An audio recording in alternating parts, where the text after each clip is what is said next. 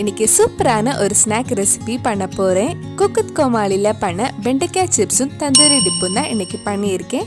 இந்த டேஸ்டியான snack recipe எப்படி செய்கிறதுன்னு இந்த வீடியோவில் பார்க்கலாம். வெண்டைக்காய் சிப்ஸ் பண்ணுறதுக்கு 1/4 கிலோ வெண்டைக்காய் எடுத்திருக்கேன். வெண்டைக்காய் ஒரு வாட்டி நல்லா வாஷ் பண்ணிட்டு தண்ணி எதுவும் இல்லாமல் காய வச்சு எடுத்திருக்கேன். வெண்டைக்காயில 2 சைடு கட் பண்ணதுக்கு அப்புறம் நடுவில் கட் பண்ணிட்டு உள்ள இருக்கிற வித்தெல்லாம் எடுத்துடலாம்.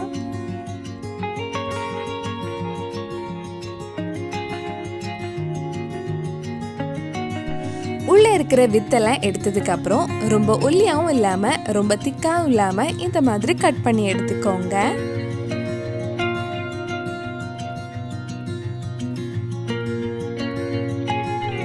இந்த மாதிரி கட் பண்ணி முடிச்சதுக்கு அப்புறம் இனி மற்ற மசாலா எல்லாம் போட்டு மிக்ஸ் பண்ணலாம்.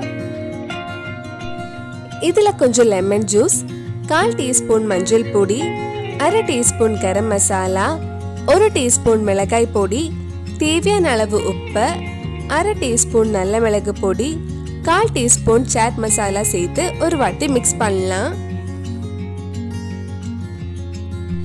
இது கூட 2 டேபிள் ஸ்பூன் அரிசி மாவு, 3 டேபிள் ஸ்பூன் கடலை மாவு சேர்த்து மிக்ஸ் பண்ணலாம்.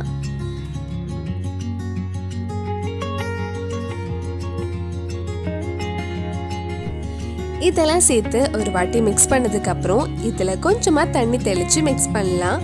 ரொம்ப தண்ணி ஊத்த வேண்டாம், கொஞ்சமா தண்ணி தெளிச்சா போதும்.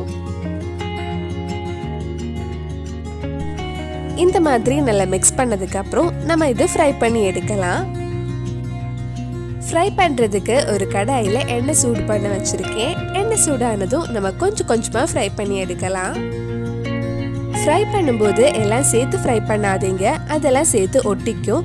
கொஞ்சம் கொஞ்சமா ஃப்ரை பண்ணா நல்ல கிறிஸ்பியா முறுமுறுன்னு வெண்டைக்காய் சிப்ஸ் நமக்கு கிடைக்கும். இந்த மாதிரி நல்ல கிறிஸ்பியா ஆனதும் எடுத்துடலாம். இதே மாதிரி மிச்சம் இருக்கிற வெண்டைக்காயும் ஃப்ரை பண்ணி எடுத்துக்கோங்க.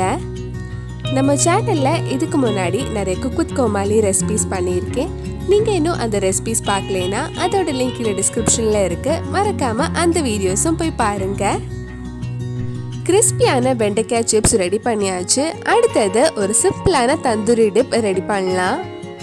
அதுக்கு ஒரு சின்ன பவுல்ல 2 டேபிள் ஸ்பூன் mayonnaise எடுத்திருக்கேன். அதுல கொஞ்சமா மஞ்சள் பொடி, 1/4 டீஸ்பூன் மிளகாய் பொடி, 1/4 டீஸ்பூன் ஜீரக பொடி, கொஞ்சமா ட்ரை மேங்கோ பவுடர் ஆட் பண்ணியிருக்கேன். இதெல்லாம் சேர்த்து மிக்ஸ் பண்ணா ரொம்ப சிம்பிளா டேஸ்டியான தந்தூரி டிப் ரெடி ஆயிடும்.